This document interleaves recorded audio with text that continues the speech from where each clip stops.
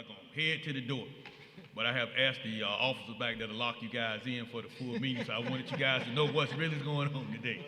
But, you know, we have a 9-member board. I serve as the president of the council. Mr. Pruitt is the vice chair, which is the president pro tem. Mr. Pruitt, if you raise your hand. And we represent 9 districts throughout the city of Montgomery. It's about 24,000 people per district. And the mayor of Montgomery is Mayor Stephen Reed, who basically handles the day-to-day operation with all our department heads. So it's a partnership that we kind of work together in order to make sure we provide the things that you need as citizens in the city of Montgomery. So we thank you for coming out. And with that being said, I would like to ask Mr. David Jackson, pastor of the Magnolia Baptist Church, Bishop David Jackson, to come up and lead us in prayer. Will you still please stand with me?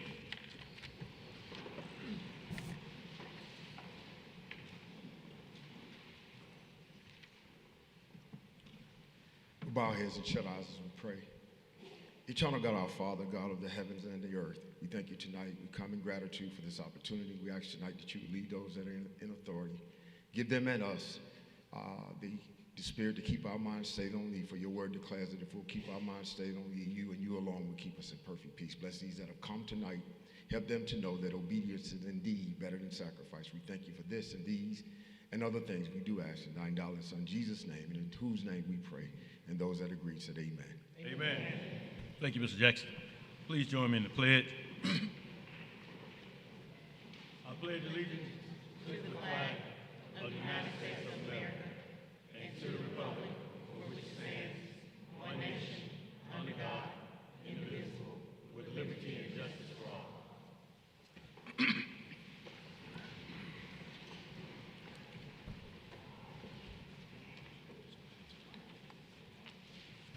Need approval of the minutes for January 2nd work session meeting 2024.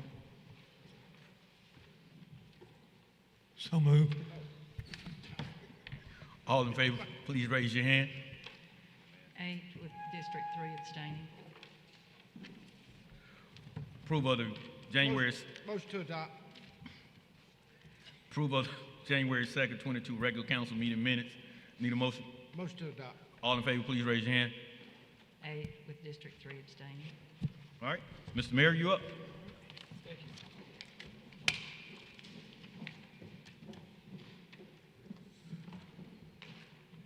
Good evening. Good evening. Good evening. Good to be back. Good to see everyone here. As I was out of pocket for the last meeting, but certainly want to thank all of you for the great work that you're doing. Mr. President, I want to thank you for giving that overview to these young people that are here from Capital League, Valley Cross Academy, as well as Catholic High School.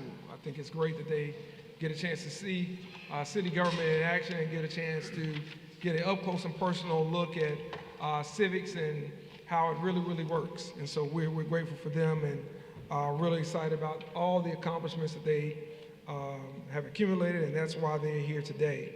I'm going to try to speed this up a little bit, but there are a few things that we want to cover in this mayor's message that I think are important not only to the city council, but also to the community itself. So I'll start with our financial piece, our executive summary.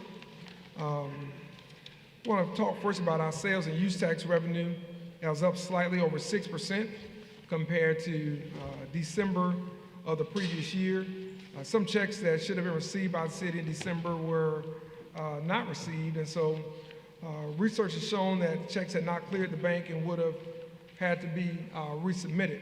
So consequently, that revenue is not included in this report due to the non-receipt by December 31st. The increase for December compared to the previous year would have reflected a higher percentage had the revenue been received in a timely manner. Year over year, sales and use tax revenue has a growth rate that is positive at 7%, more than the first quarter of fiscal year 2023. So it is evident that citizens are still shopping at local businesses and online, and for that, we are grateful. Next slide. Looking at the lodging tax, continues to rebound, although not as significantly as it did in November. This revenue stream has a positive growth rate of more than 2% compared to December 2022. The first quarter of the current fiscal year reflects an overall positive growth rate of 2%. Next slide. Gasoline tax revenue continues to spiral around a negative growth rate for the first quarter of the fiscal year. The quarter ended with an overall negative growth rate of nearly 6%, which equates to $44,462. And this is primarily due to lower fuel taxes being reported by distributors, which is directly related to declining price of gasoline. In essence, the amount of fuel being sold is likely the same. However, with the decline of price per gallon of gasoline, the revenue collected continues to be less than the price per gallon was higher during the previous fiscal year. Year over year, gasoline tax revenue has a negative growth rate of nearly 4%. Now to the final slide. The alcoholic beverage tax revenue grew over 4% compared to the same time in the fiscal year 2023. Year over year, the alcoholic beverage tax revenue is at break even, and apparently citizens are purchasing less alcohol for home use. So we'll continue to report this not only to the council, but also to the citizens of Montgomery in our next report. With that, that will conclude our executive summary on the financial side. We'll turn to just a few items and recap some visits on behalf of the city of Montgomery to Washington, D.C. Last week, I attended the United States Conference of Mayors. We're in a meeting, which is a group of over 300 mayors with cities of 30,000 or more. We had the opportunity to meet privately with several senior officials from President Biden's administration, including Secretary of the Treasury, Janet Yellen, United States Secretary of Transportation, Pete Buttigieg, and U.S. Secretary of Education, Dr. Miguel Cardona. It was an honor to have one-on-one conversations with these leaders and share Montgomery's stories, wants, and needs. A recurring theme in my discussions was the importance of enhancing federal partnerships to bolster infrastructure, community development, and economic growth. In that picture with Labor Secretary Lou, we talked about workforce development and how education plays a direct role in our ability to have the workforce of tomorrow that is needed for our economy.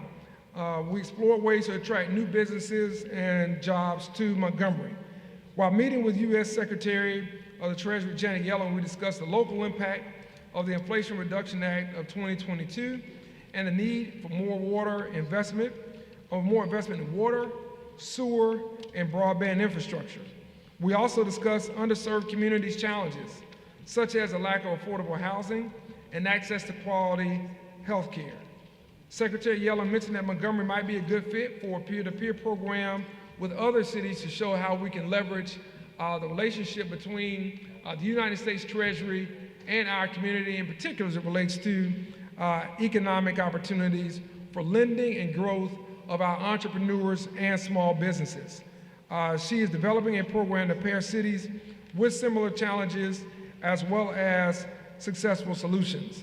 While meeting with the United States Secretary of Transportation, Pete Buttigieg, we talked about the I-65 corridor as well as the Maxwell Boulevard Exchange, but also grants such as the RAISE grant and reconnecting communities. These are things that we are searching to assist our community with for things that were done many, many decades ago with the federal highway system, but ways that they are reinvesting in communities that were disrupted by the expansion of the federal highway system in the 60s. We also advocated for more federal support to improve public transportation in Montgomery, such as adding more buses and even the planning around light rail. We invited Secretary Buttigieg to visit Montgomery again to see the transportation challenges firsthand, but also to understand some of the opportunities and some of the successes. When I had the opportunity, we can go back a couple of slides to myself and Mayor Woodfin meeting with Secretary Cardona. I think this is important in particular given the young people that we have here. Secretary Cardona is very interested in creating more coding professionals. So for those who like gaming, for those who like IT, he wants to partner with us and figure out ways that we can better support more coding initiatives. Not only the United States government, in particular Our military is short on those who are in the areas of IT and software development, but many of the companies that we're going after to relocate right here to Montgomery are short on that type of skill set as well. So if you're good at gaming, or if you think you're good at gaming, or if you're great already in software and coding, we're going to have some initiatives we'll be announcing here in the next few weeks that we'll be able to work not only through Trentham State Community College, but also Montgomery Public Schools that we want to highlight. And whether you're at a public school or independent school in our city, you will have the opportunity to participate. Secretary Cardona also emphasized his interest in apprenticeship programs. So for those that are interested in learning a trade, those who are interested in learning a skill, you don't necessarily have to take on a 4-year degree or the college debt that it may take you to get that degree. There are many initiatives and programs that we want to fully maximize through our public schools and through our 2-year college system right here in Montgomery. And we're in a great place to do just that. And Mayor Woodfin had brought up some great points as well around what the city of Birmingham is doing with many young students around reading and literacy, and how we improve those metrics for many of our young students that are right now in the middle of the school year. How can we improve those scores? How can we improve that attainment? In what ways can the government not only help us, but also work with our businesses right here in each of our cities? And so it's not just a matter of federal funding, but it's also a need to work closely with mayors in our school system, as well as some of our educational leaders and nonprofit leaders that we have here, that we were able to really have that sit-down discussion with. I also invited Secretary Cardona to come to Montgomery, since he's been to Birmingham before. Told him it was time that he visited the real city in the state. And so he is looking forward to doing just that, and we expect to get him here in the next few months. And so I just want to say that, you know, when we're talking with these officials, a lot of it really is about how do we advance the city's initiatives, how do we bring about a dignity of work when we're talking to the labor secretary around professions here that create fair wages, safe working conditions, and access to benefits, regardless of what type of position that you're in. And when you have a member of the President's Cabinet that comes to our City Hall to talk about Montgomery and the promise and potential, that's great for our city. It's great for our community to get that one-on-one conversation with them, and for our staff to be able to follow up with their chiefs about how we can leverage record-setting financial investments in cities to make sure we get our portion to help us support our city budget and to work with many of you in our community around these and many, many other initiatives. So I just want to thank the staff and thank everybody who helped put all this together. And we certainly want to thank the Biden administration for their leadership and the bipartisan leaders in the United States Senate and United States House for passing some of these bills that have truly, truly helped communities all around the country. Now, I will get to turn the page and get to the introduction of some of our newest leaders for the council's benefit, as well as for that of our community. We have here Dr. Gabriel Moriel, who will serve as our new Director of Cultural Affairs, overseeing the city's libraries, the Armory Learning Center, the Montgomery Museum of Fine Arts, and all city events. For the last several decades, Dr. Morley has been leading some of the largest public library systems in the country, including New Orleans and Atlanta, Fulton County. He also served as University Library Director at Lincoln Memorial University in Tennessee. And before working in libraries, Dr. Morley was a daily newspaper reporter for almost 10 years in the state of Louisiana and Mississippi, and has several degrees, 3 degrees to be exact, from the University of Southern Mississippi, including a doctorate in education. So, Dr. Morley, if you will please stand up so everybody can see where you are. Normally you'd be here, now you're over here. Welcome aboard.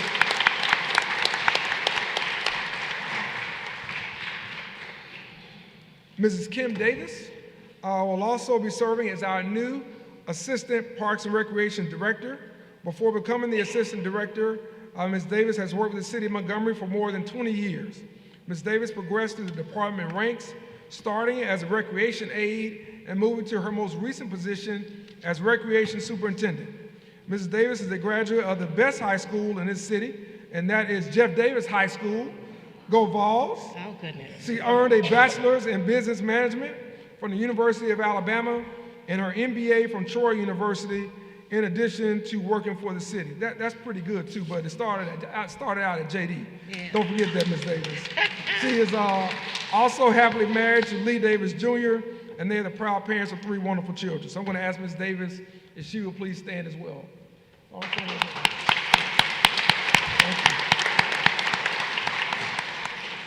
you. Now to a line that most people in this meeting you get to know very well, and it's very important to you for some of our young students who are here, and that is our 311 supervisor.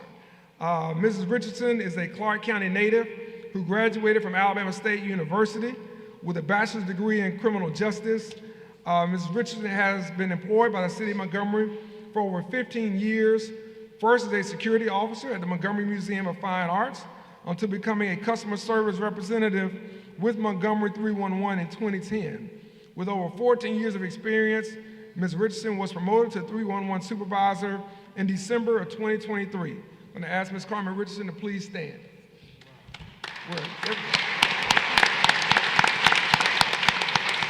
For those who don't know what 311 is, that is the number we want you to call instead of our clerk when you have questions about what's going on in the city. And we are improving the process around 311 with her leadership to make sure that your calls are tracked and answered and gotten back to you as well as your council members about the various questions that you have around the city. So we really are excited about this department and the leadership because we know how important it is. You all have told us, many of you in city council meetings, or I should say after city council meetings, how important it is that we improve this area. And so I do believe that we have the right leadership to do just that. So we're really, really excited about that. I also want to recognize Mr. Robert Morgan, who will be our new property maintenance constituent affairs inspector in our inspections department. Mr. Morgan has many years of leadership experience in the education and experience involved on-site inspections and property evaluations very similar to those of the inspections department, as well as working with internal and external customers to address and resolve issues. He has obtained industry certifications and licenses while working in the housing and property management industry. Mr. Morgan, will you please stand? Thank you. So whether it's our council members or again, those that are members of the public, we want you to know Mr. Morgan is skilled in understanding what it takes to make sure that our codes are being enforced, that we are inspecting properties properly, and we're going to be proactive, more so than we have been in recent years, to go out street by street, block by block, neighborhood by neighborhood, and district by district to make sure that we are holding those property owners accountable for many of the things that come before this council. So we're grateful for the leadership of that department. We're grateful for Mr. Morgan. We're looking forward to cleaning up our city, cleaning up blight, and making sure that those property owners who are doing the right thing are certainly rewarded, and those property owners who are not are reminded of just what the right thing is and what it looks like. So we want to thank that entire department for doing the hard work of city government. Now, just a few reminders, and then I'll get to what I think are some of the highlights of today, and that is those that we want to recognize here. We do have a State of the City that's coming up at the multiplex on Tuesday, the 30th. Doors will open at 5 p.m. for citizens' receptions, where individuals can meet with various city departments and get information on city services and events. My address will begin at 6 p.m., where I'll discuss public safety goals and objectives, economic development, as well as much, much more.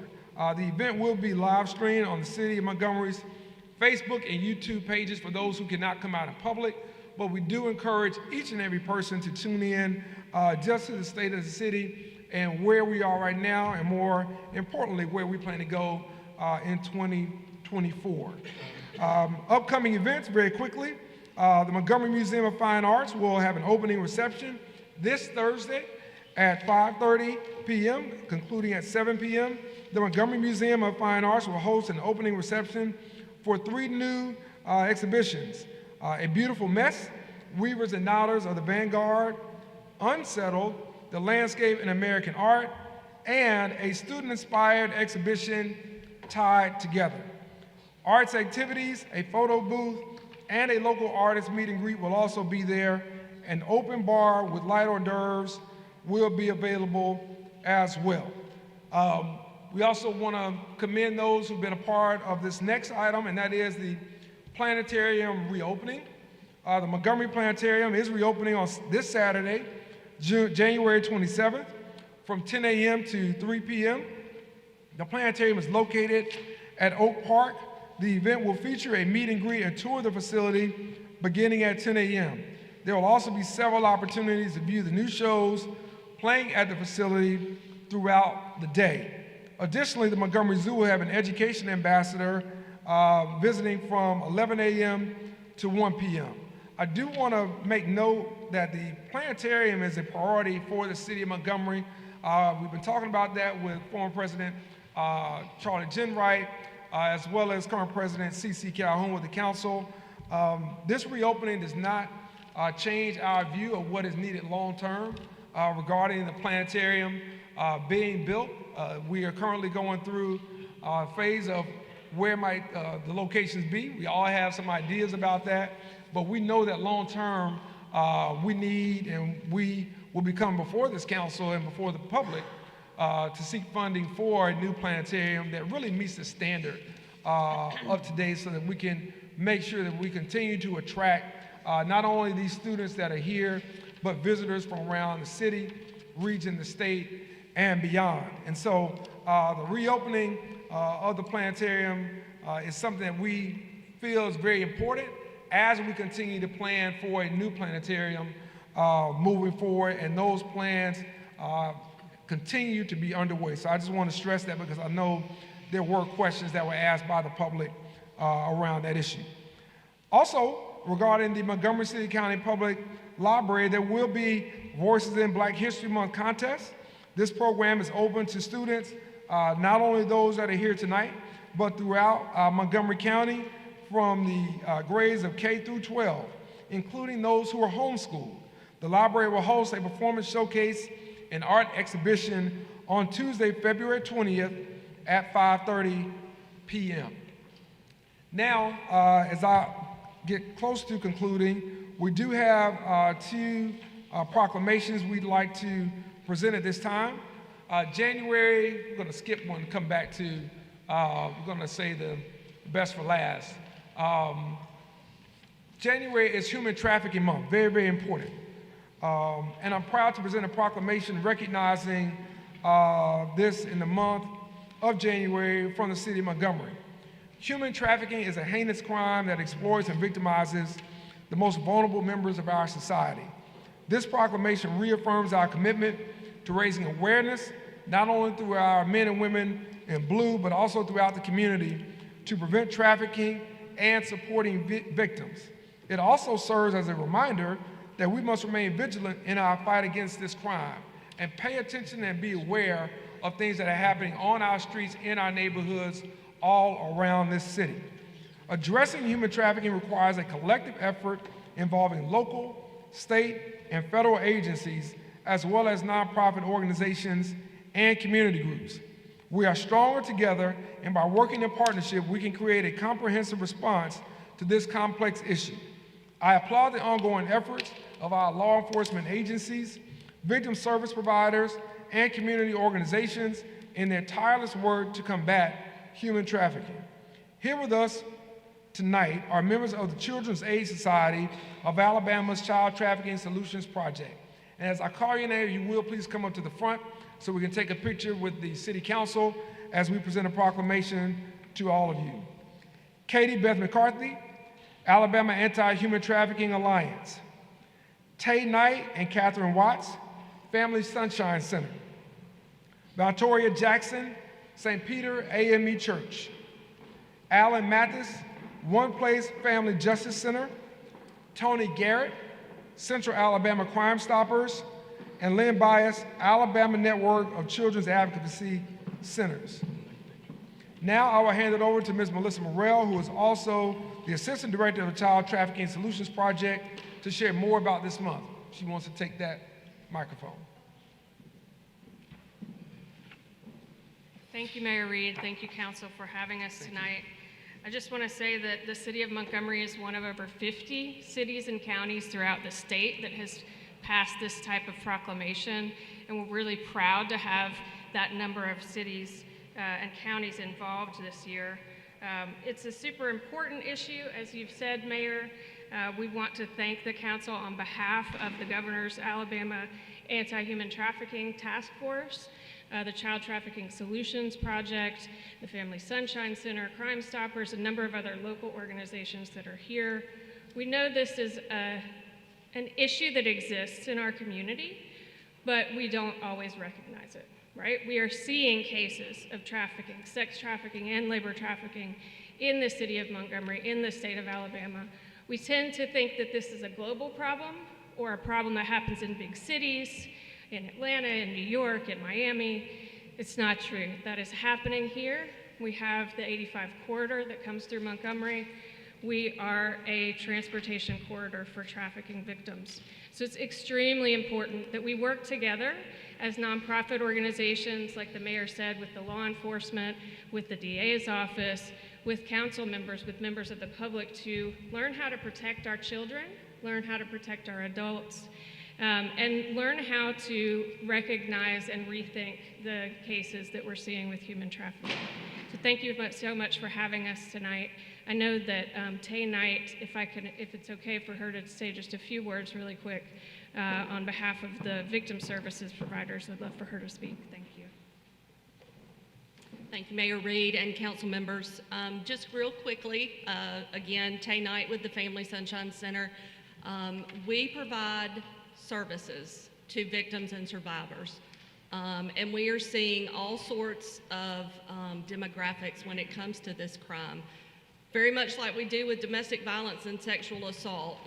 There are certain populations that may be at higher risk, but I will tell you that we are seeing disturbing trends in our schools with young people, children and adolescents. In Family Sunshine Center's community-based therapy program, we are seeing children who are victims of trafficking, sex trafficking, labor trafficking, and that's traumatizing for those children. And that program is, we're working with those kids in Montgomery public school systems. For victims who are able to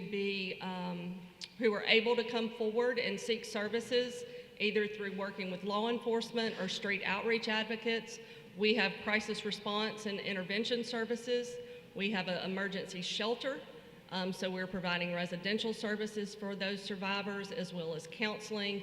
And there are lots of things that go along with this victimization. Substance use, mental health issues, severe mental health issues, and substance use are probably the two that rank up there at the top. So our partners in the community are incredibly important to being able to provide a comprehensive array of services for these victims. I appreciate everyone who's here tonight, who's a part of that continuum of care for all of those survivors. Thank you.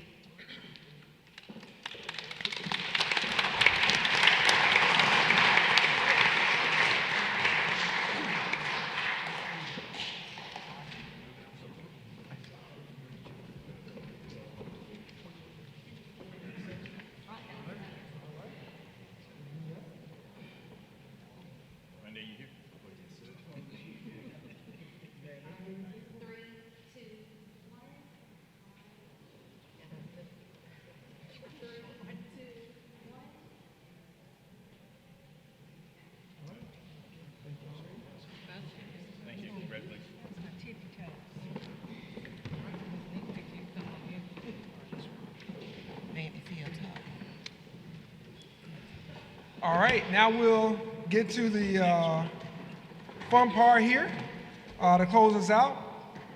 We want to congratulate the Montgomery Catholic Preparatory Academy football team on becoming 4A state champions.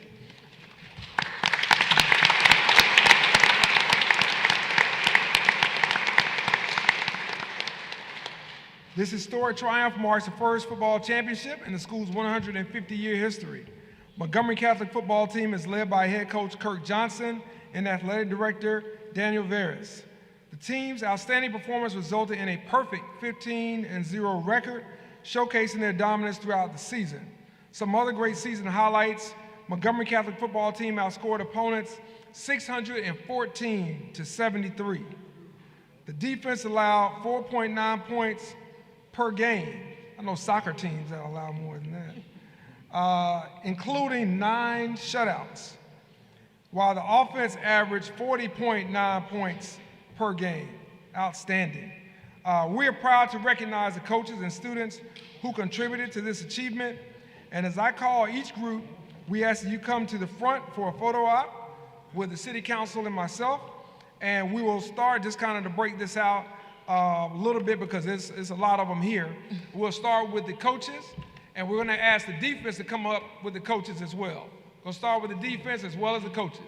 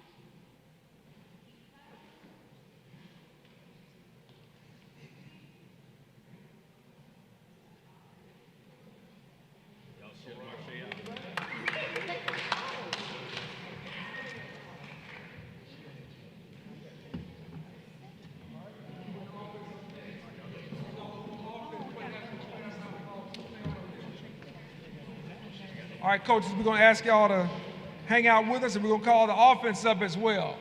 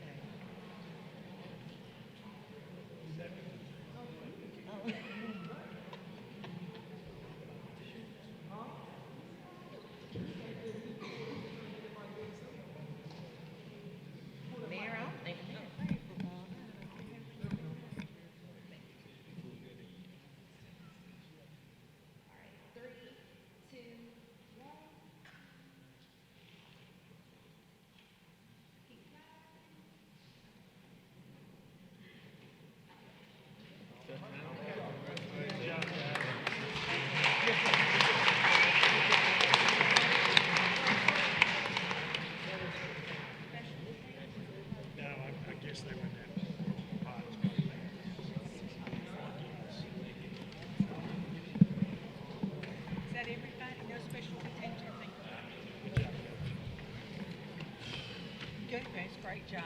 Back. All right, security, remember to lock the doors.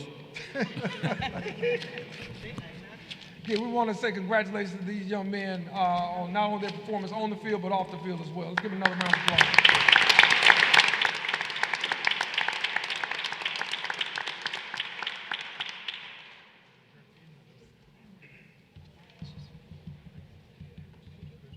Hey, Coach Johnson, you know, with those defensive stats that you put up, I appreciate you taking all the counsel and wisdom I gave you. So I will be looking for a state championship ring now when they come in. All right, all right, sir. All right, Mr. President, I'll turn it back over to you. Thank you and the council. Thank you, Mr. Mayor. Any questions of the mayor? Mr. Pro Tem, you know I got something. No, I'm just kidding. Mr. Mayor, I don't want you to forget that you know that we are at the National League of Cities Centennial and they're doing a road show. So we need to make sure that Montgomery is a part of that road show. They got the application out. The deadline is January 31st. Let's do it. I'm all in. Thank you. All right, thank you. Thank you, Mr. Mayor. Next on the agenda is Mr. Desmond Wilson, update on the lead hazard reduction grant. Sponsored by Councillor Johnson. Good evening. Good evening. evening. Do you want to ask questions or? Yeah, I do. Council, the reason I asked Mr. Wilson to come and give us an update, I was going through some data. As you all know, we have through the National League of Cities, we have a membership with a program called My Sidewalk. And with My Sidewalk, we can do like some data walks and find out things from as deep as who and how many people have GEDs in our districts to how many homes are affected by lead-based paint. And so District 3, I know for a fact, because a lot of homes were built before 1975, have a lot of lead-based paint. And I was looking at the Healthy Homes grant. And before I would come to you, I wanted to, I got to do my little homework, find out everything, research.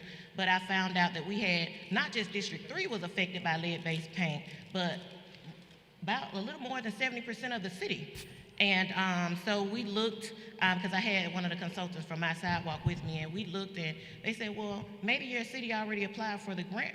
And I said, well, let's check it out. Checked it out, and we had already been awarded.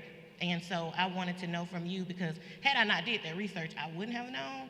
So, and I know it affects a lot of us in so many ways. So I wanted to know what the city was going to do with the funding, how much funding, and if it's awarded, have it been dispersed to the city, and things like that. So. Well, remember, there were actually two grants that was presented by the National League of Cities. Mm-hmm. There was the big one that's called lead-based paint abatement. Right. And then the other one was the lead hazard reduction demonstration program. Mm-hmm. We applied for the demonstration program because I felt like we weren't quite ready to go for the big one yet. So the one that we applied for, basically it was $700,000 grant. And the purpose of it is to train, particularly with our rehab program, is to bring our rehab program up to a standard where it could go in and do lead-based paint analysis, and also do whatever necessary rehab and relocation. And also, purpose of it was also to train contractors. Basically, we're going to train approximately 3 contractors, 1 supervisor, and 1 worker that will be able to work on projects that we're working on. I think the other thing that you have to remember about both of those particular grants is that when you talk about lead-based paint, these programs are targeting homes where you have children that are under the age of 6. Mm-hmm. So, yeah, we have a lot of homes that were built before 1978, but it has to be a child that's in the home that's under the age of 6, or it could be a situation where you have a grandchild that's visiting a grandmother, but still you have to go and document that actually takes place. We're still in the negotiation process of the grant. I will admit, I think I talked to you about it on Friday. It has been probably one of the most difficult grants that I've ever attempted to put together in probably my 25, 30 years of grant experience. And it's not just City of Montgomery, but I'm getting calls from other cities that saying, are you having difficulty putting this grant together? And actually was asked a question by HUD. When my particular evaluator that's working with me actually asked me the question, feel like we can do a better job in actually putting this application together? And I said, yeah, because part of the problem is that a lot of the stuff during the negotiation that I had to go back in and add, like for things like, take for instance, in the NOFO, in the grant, we had to like account for like 4 different training trips. None of that stuff was in the NOFO. So each meeting has been something different that wasn't in the NOFO. You got to go back and add this in. You got to go back and add this in. So what that did was it took away from the number of houses that we wanted to do. It took away from the number of contractors that we wanted to train. So we're still at the negotiation point. I actually have a meeting with my Washington representative on Friday, I believe, and we're close to getting started. It is a 3-year grant program. Again, the purpose is to do a training demonstration program. Once we get past this particular program, we can actually now we'll be able to apply for the one that goes up to like $7 million, which will give us the opportunity to really cover more in the city. But this one, based on the requirements of the grant, it forces you to target specific areas, like specific zip codes that number one had high poverty rate, as well as you had to also go in and factor data with the Montgomery Housing Authority, housing choice voucher house program, and you had to look at also in the data where the most children resided in the city that had the possibility of being contaminated with lead. So that's why this one is actually narrowed down to like 2 zip code, 36108 and I think 36104. And those were based on the data, had the highest number of housing choice vouchers, had the number of data of lower income person, and had the highest data of children under the age of 6 living in these particular communities. Yeah, thank you, Mr. Wilson. I saw that. I didn't know that those were the zip codes, but it's interesting that I could see that from what I was looking at with the data. So when you say it's a 3-year grant, once the money is dispersed into the city, is that a rolling $700,000, or is that $700,000 split throughout the 3 years? It's going to roll out over 3 years. Okay. As like all our other HUD programs, it's a cost reimbursement type situation. As we incur costs, the city pays out, and then we draw down from the HUD financial system. Got it. Okay. Will you be able to? They're not going to give us a check for $700,000. We have to actually draw it down. Oh, okay, got it. Now, would you be able to use it as match funds or in conjunction with, i.e. the Healthy Homes grant? Could they be used at the same time? It's possible, but again, that's kind of a tricky situation, because when you're particularly HUD, when you're doing multiple grants across the board, one thing that they ask you to do is you have to allocate so much time.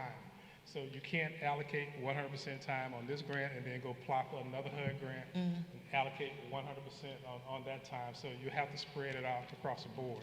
So with this one in mind, I designed it where hopefully we can get through it quick and get it done. I don't think it's going to take us 3 years to actually do this grant, and then be in a better position to apply for the other one that we can probably hire more people, where we could have staff or people that could dedicate 100% time to it.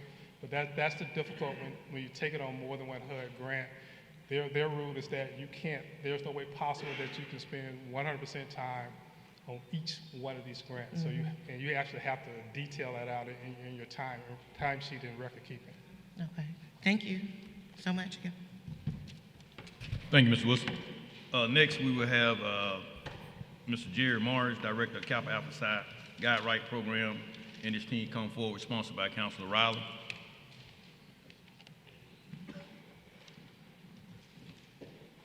They can come up with you. Good evening. Good evening. To Mayor Stephen Reed and the esteemed members of the City Council. I'm honored to stand before you today to introduce, I'm standing on behalf of the Montgomery Alumni Chapter Kappa Alpha Psi to introduce our Guide Right program to you. I am the Guide Right Director. This program is an impactful initiative dedicated to helping young men grow, receive, and develop their leadership talents in every phase of human endeavor. The Guide Right program is also designed to inspire and to inform young men, providing them with the guidance and resources they need to excel in their personal and professional lives. We believe that by investing in their growth and development, we can empower them to become leaders in their communities, just like yourselves. The nucleus and primary focus of Guidewright revolves around 7 phases, which are self-identity, training, competition, social, health education, economic empowerment education, college, and career readiness. I believe that by supporting this program, our city could have a profoundly positive impact on the lives of many young individuals. We're fortunate to mentor 3 separate groups within the Montgomery Guidewright program. We have our elementary group, the Kappa Kids. Please stand. All of our Kappa Kids. And their advisors, we have Mr. Chad Murray and Mr. Gary Collins, who are both educators within the Montgomery Public School System.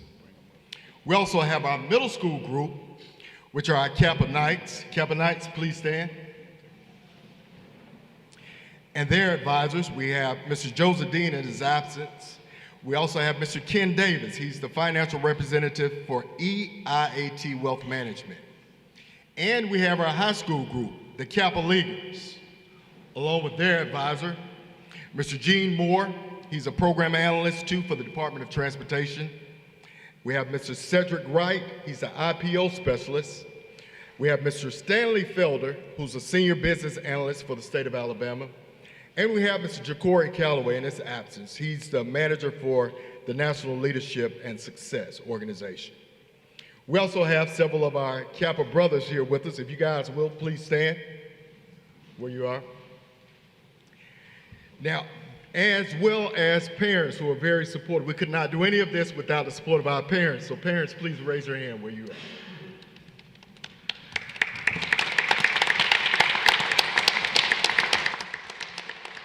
The Guidewright program provides educational and college readiness opportunities for our young men through a program which utilizes the following tools. We have Naviance, which is a career readiness inventory. We have a college signing day.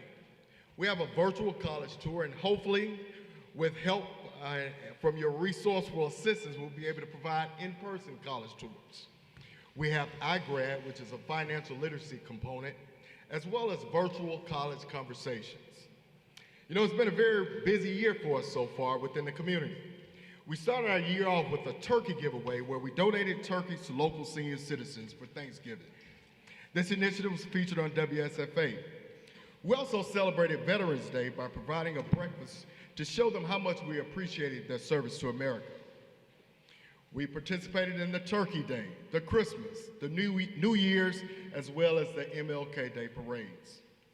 We also partnered with the Christmas Clearinghouse this year for Christmas, fulfilling the Christmas wish for 10 local children within Montgomery. We participated in the West Side Meal Donation, sponsored by the West Side Jubilee Foundation.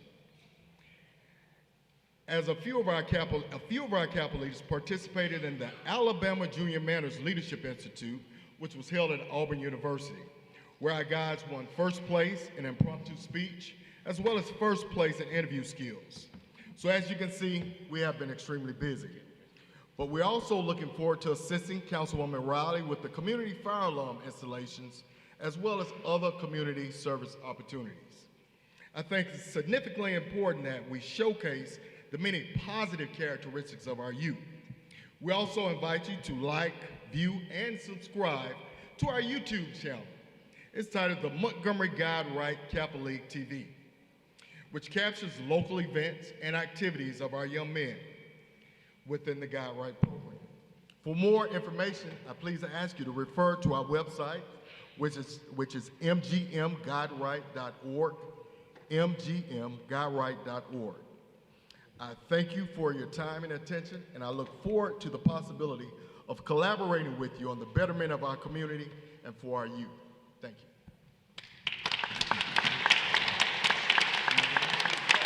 Mr.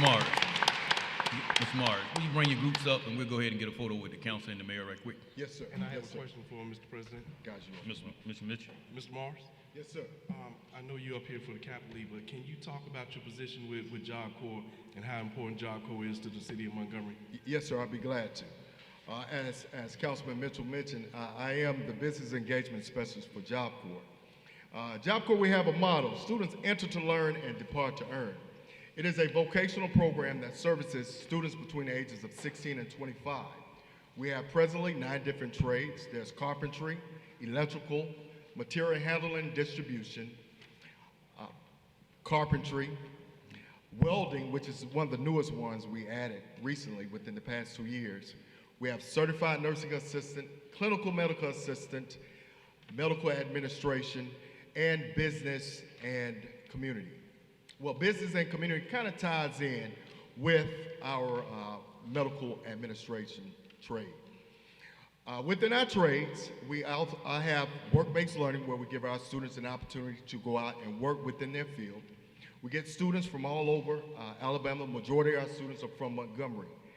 We have a co-enrollment program with the Montgomery Public School Systems, where high school seniors attend their zone school for half a day, and the other half they attend Job Corps, providing them with this trade. This program is sponsored through the Department of Labor. It is totally free. We just ask our students to come with the desire to achieve. Our goal for our students when they leave Job Corps is to either enter the armed forces, start their careers, not just a job, but a career, go to college, or advanced training. Once our students graduate, they receive $1,200, as well as a career transition specialist who's going to help them transition into whatever their desire as it relates to their aspirations post-Job Corps. We have a Student Government Association as well, which is the student's voice. We try to accommodate some of the things they desire, but we don't have bills because they're young adults. And most importantly, when they find that career, we want them to be able to maintain that career as well. Mr. President, I'd like to make a statement while Mr. Morris is up here and we have the Guide Right program in front of us. Council, and those viewers that are watching and those in the audience, I had firsthand experience with this program. I see one of my classmates that has also enrolled her son. This was one of the best programs that I can say to get your young boys, young men engaged in the community. We actually did an in-person college tour in St. Louis. He's now gone to the University of Texas at San Antonio with the help of Mr. Morris and Jacory, who's not here, but they still keep in contact with him, check on him as much as possible, and he can call them at any time. So if there is a person that is looking for a program, we heard about the mentorship program during the work session, but another one that's highly engaged in the community, this would be one, and Council, I highly endorse and ask that you all support the program. Thank you, Ms. Johnson.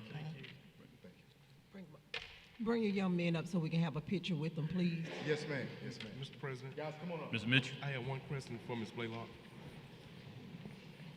Ms. Blaylock, is Job Corps considered a city vendor? Are we able to give funds to Job Corps? Kappa Alpha is one, and I don't know if Job Corps is. Can you but check? Kappa Alpha side is.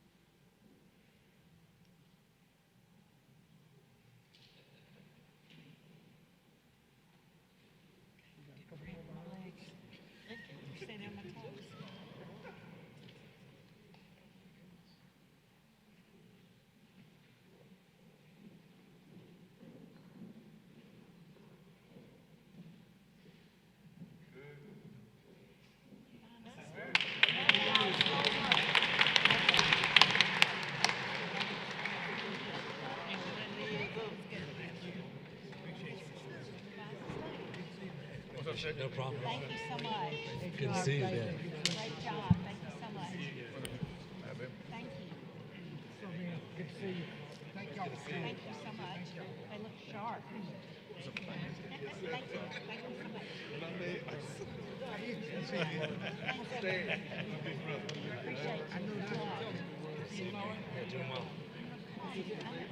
Good to see you again. Hey, thank y'all for coming. Thank y'all for coming. Good to see you. All right, brother. Great job. Great, great. Thank you, sir. Thank y'all. Appreciate it. Thank you.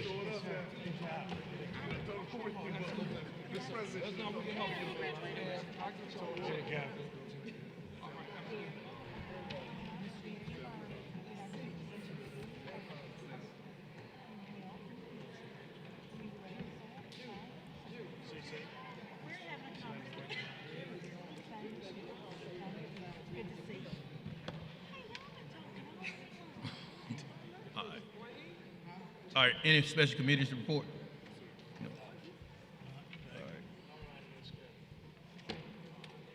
All right, Madam Clerk. Mr. President, item 1, ordinance rezoning one lot located at 120 Cobb Lane from an R50 district to an R99 district. Okay. The representatives from item 1, please come forward. Good evening. Good evening. I'm Pastor Marcus Boyd from the Union Academy Baptist Church, here representing Mrs. Jackie Fuller to get her house rezoned from a house to a trailer. And as you know, this is part of the commitment with the United Way and getting the houses back on the property. This is the final one, and everybody that had a need, their needs have been met. Okay, this out of the Flatwood connection. Any questions on item number 1? It's a All right. public hearing, Mr. President. Old business? Yes, sir. Okay. It's a This is the public hearing. Anyone like to speak against this item, please come forward. Seeing none, I will declare the public hearing has been held as proper before the council. Need a motion? Motion to approve. I don't have a clear picture of who made the motion. I did. Okay. All right, all in favor, please raise your hand. Unanimous. Ordinance is adopted. All right, good luck, sir. Thank you, Mr. Boyd, for what you do. Item 2, hearing on proposed ordinance rezoning one lot located at 2816 Pyramid Avenue from an Ag 1 and an M1 district to an M1 district. Okay. Representative from item number 2, please come forward.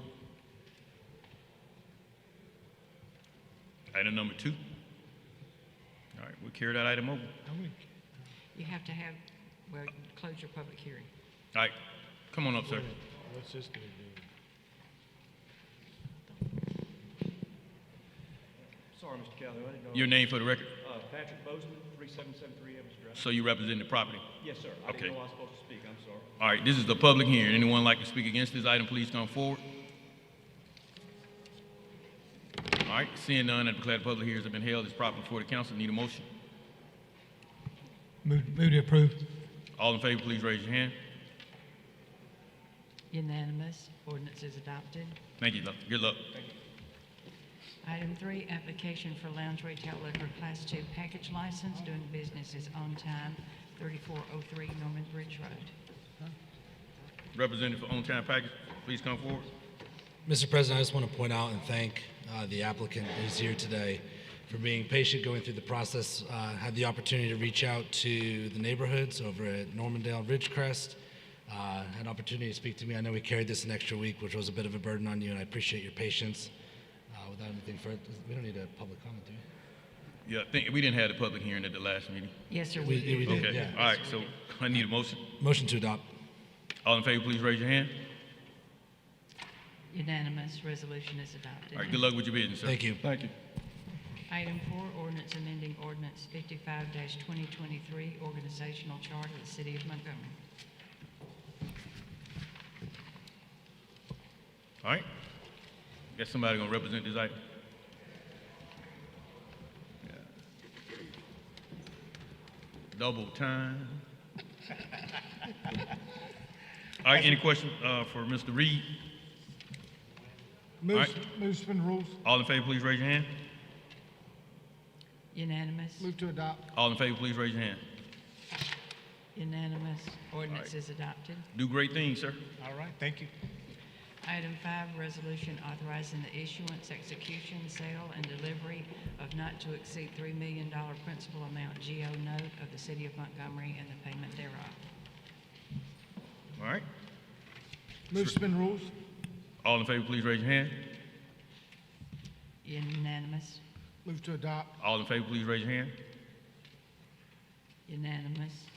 Thank you, Council. Resolution is adopted. That was too easy for Ms. Betty.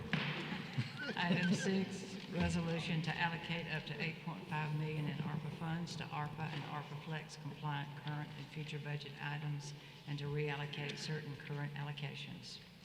All right. Move to suspend rules. All in favor, please raise your hand. Unanimous? Move to adopt. All in favor, please raise your hand.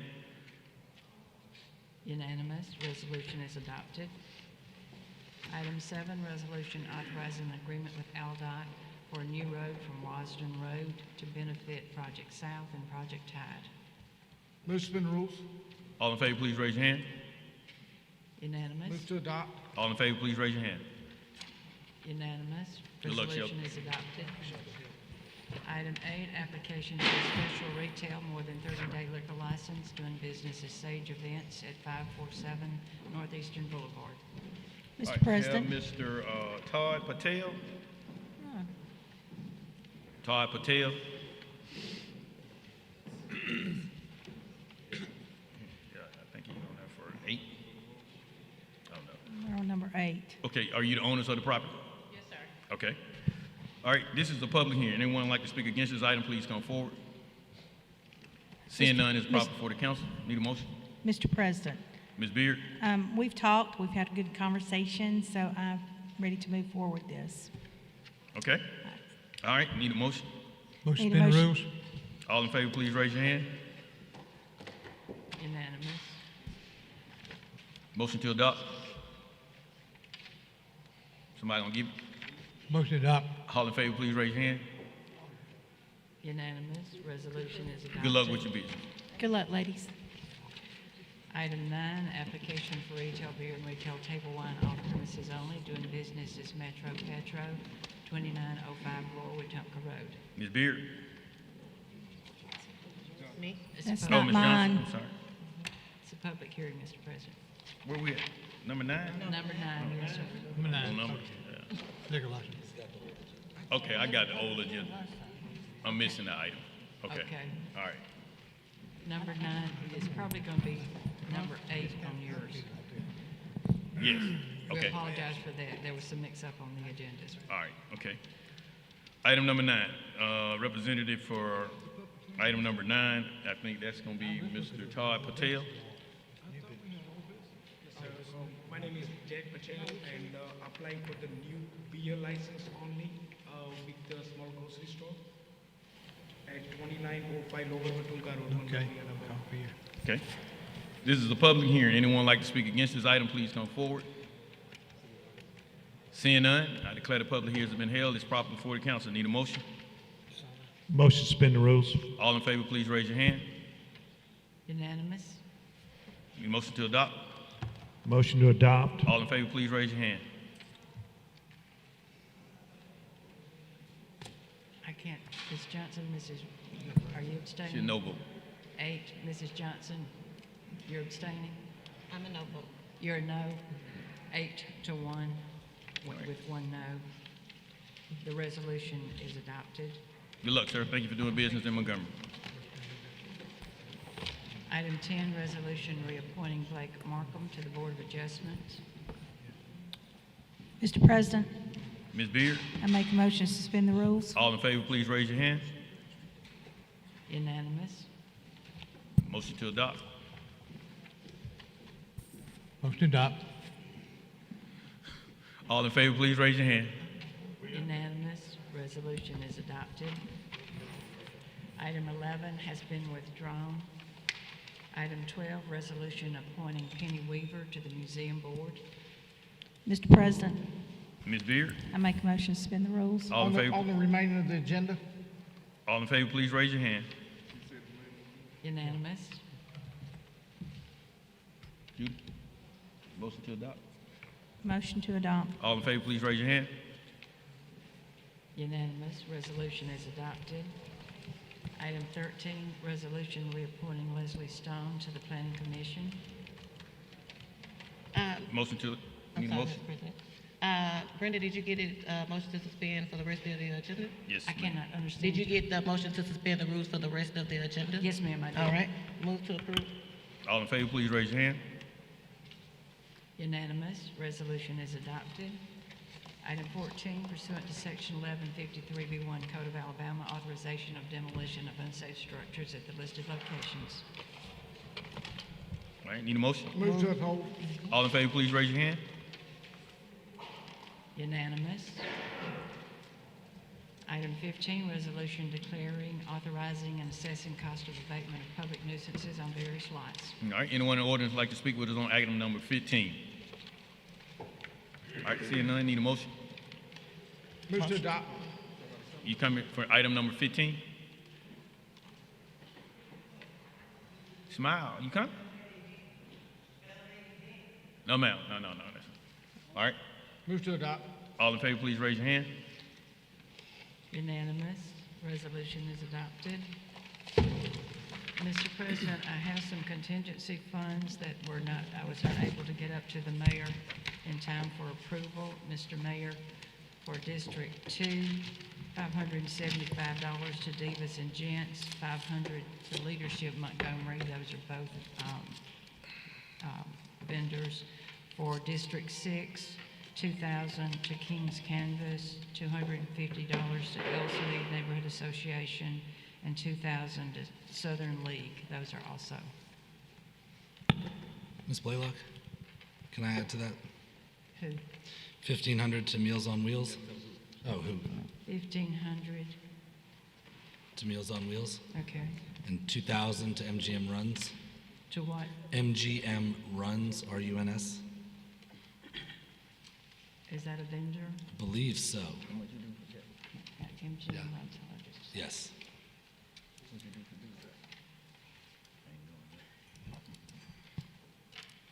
Mr. President and Brenda, I'd like to add something to that too. Hold on just a second, I'm checking Okay. to see if that one is on.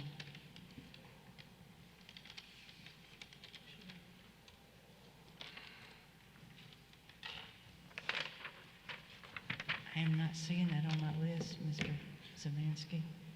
You want to leave it there and let me check it and it be approved subject to the paperwork? Yeah, definitely. Okay, We'll make sure. okay. Is that all, Mr. Anyone else? Zamansky? Yeah, that was me, Mr. President and Ms. Blaylock. 2,000 to King's Canvas, 500 to Pilgrim Rest, 1,200, Hold on just a second. okay, 1,200 Children's Museum of Montgomery, Children's Museum. and 250 to Divas and Gents. Okay, anybody else? Mr. Calhoun. Mr. Oh, Pruitt? go ahead, Ms. Riley, go ahead. Ms. Riley? I would also do 2,000 to the Southern League as well. Okay. Is that it? Yes, ma'am. Mr. Calhoun, Mr. Pruitt?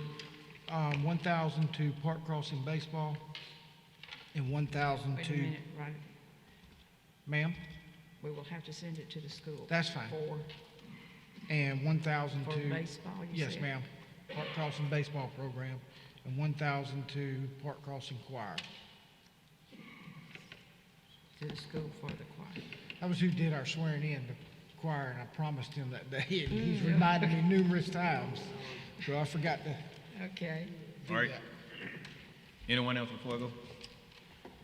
All right, Madam Clerk, 1,000 to Divas and Gents, and 1,000 to Southern League Baseball.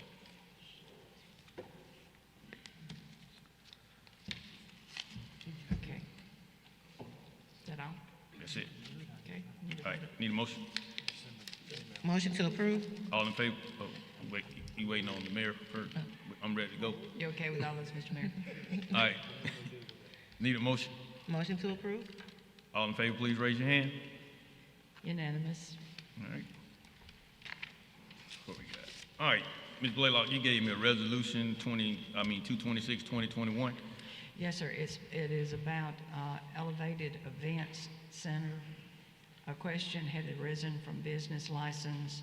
It's my understanding that they're wanting to, the license was issued in the name of the 3 individuals doing business as an LLC.